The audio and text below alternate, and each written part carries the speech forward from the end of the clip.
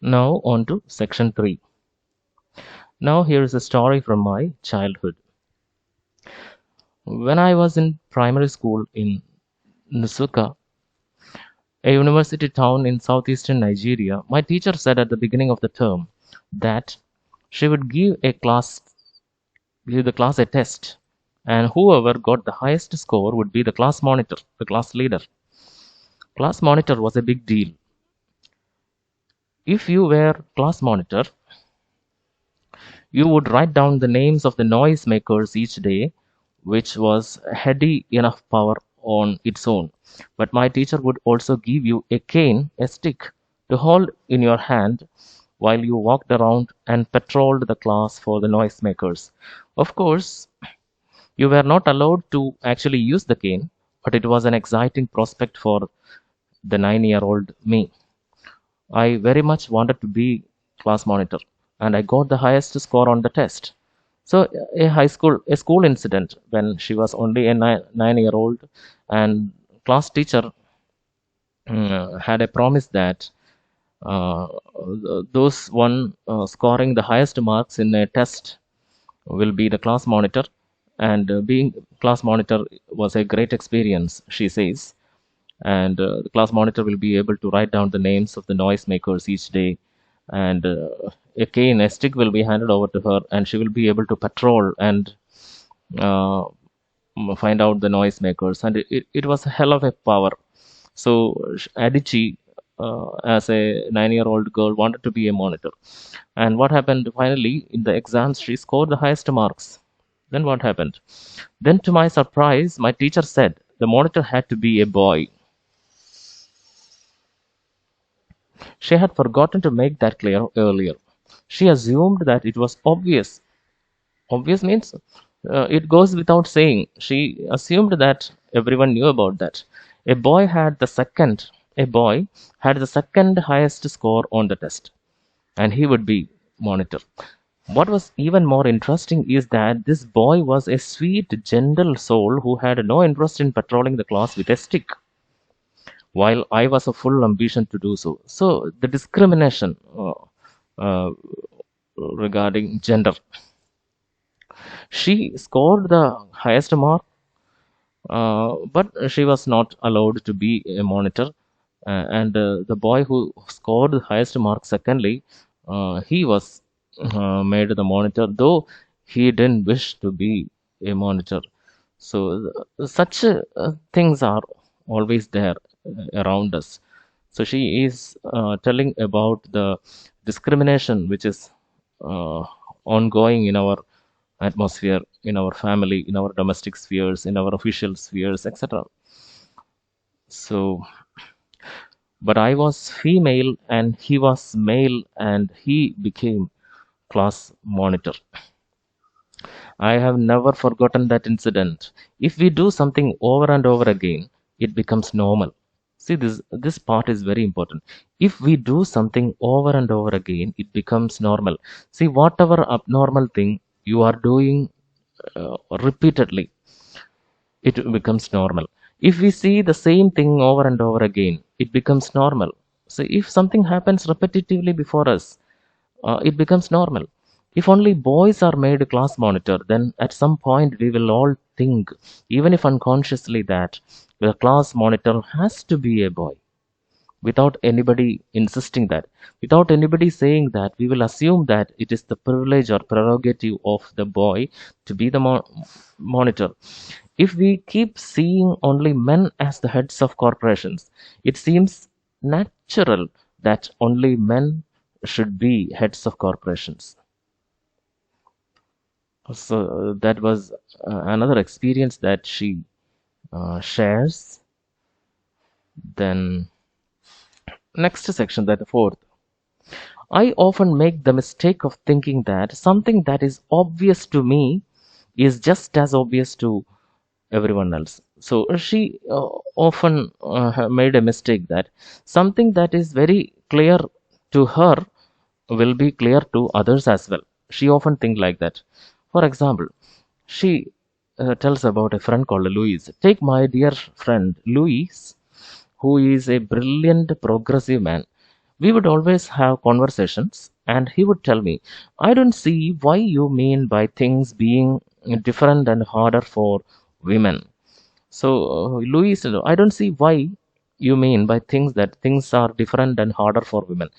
So, women or she used to tell Louis that it was harder being a woman. Women are always discriminated. Such things. Louis was not able to understand why it is so. So I didn't understand how Louis could not see what seemed to so evident. So of course, Louis was a man, and he was not able to understand the problems of women. That is why he is telling that what is so difficult and what is so different about being different or harder for women. And she is going to narrate an experience. I love being back home in Nigeria and spent much of my time there in Lagos, the largest and commercial hub of the country. So, Lagos is one of the largest commercial centers of the country. Sometimes in the evening, when the heat goes down and the city has some slower pace, I go out with friends and family to restaurants or cafes. On one of those evenings, Louise and I were out with friends. So one day, uh, Adichie and some of her friends, along with Louise, went out for an outing uh, to have some food to some restaurants. So one of such evenings. There is a wonderful fixture in Lagos, wonderful practice in Lagos. A sprinkling of energetic young men who hang around outside certain establishments and very dramatically help you park your car. So there are a group of energetic young men in the town who comes dramatically to you all on a sudden in order to help you to park your car. Lagos is a metropolis, a very big city of almost 20 million people with more energy than London, more entrepreneurial spirit than New York. So people come up with all sorts of ways to make a living.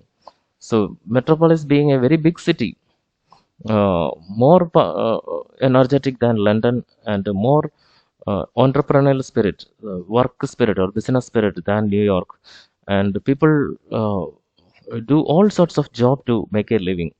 So, as in most big cities, finding parking in the evenings can be difficult.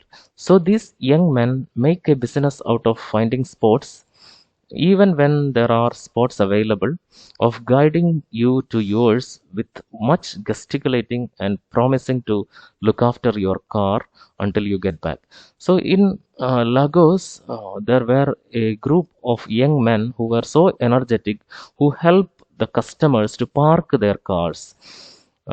So it is a job they had found for themselves, and they will, in one way or other way, help you to park the car and look after the car until the customers come back.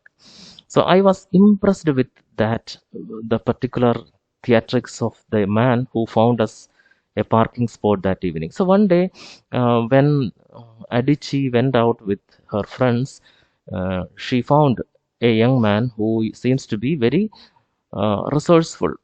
And so, as we were living, I decided to give him a tip.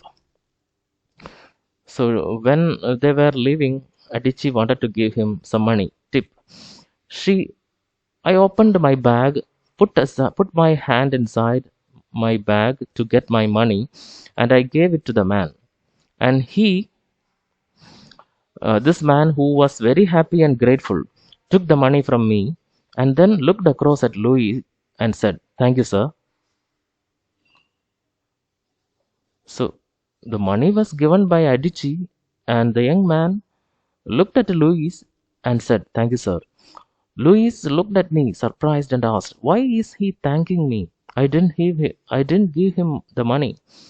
Then I saw realization dawn on Louis' face. The man believed that whatever money I had ultimately came from Louis, because Louis is a man. So now it seems that Louis Louis' doubt got cleared, because people sometimes think like this. Uh, though the money is given by Adichie, he thanked Louis. So he thought that the money she had came from Louis. This is a common practice, the common assumption regarding gender. നമ്മുടെ നാട്ടിലൊക്കെയും ഈ practice കാണാം. ഒന്നിച്ച് ഒരു ഹസ്ബൻഡും വൈഫും കൂടി ഭക്ഷണം കഴിച്ച് കഴിഞ്ഞ് ഇരിക്കുമ്പോൾ പണം പേ ചെയ്യുന്നത് ആരാണെങ്കിലും ശരി, ബില്ല് കൊണ്ടുവന്നിട്ട് ഹസ്ബൻഡിൻ്റെ കയ്യിലേ കൊടുക്കുകയുള്ളൂ എന്നുള്ളത് നമുക്ക് കാണാം. അപ്പോൾ നമ്മുടെ നാട്ടിൽ ഉള്ള ഒരു പ്രാക്ടീസാണ്. അതേപോലെ തന്നെയാണ് നൈജീരിയയിലും എന്ന് വേണം നമുക്ക് മനസ്സിലാക്കാൻ. So hope you got the mood of the essay. Essay is not a straightforward essay, but it is a collection of incidents, events from her life, telling about how she understood, or how she gathered ideas about feminism from her own experiences in life, how prejudiced people were about feminism, etc. The text, it is very easy to read. It is humorous, and it is fun. So please read the first 4 sections that we have discussed in class today, and any doubt you can ask in the group. Thank you.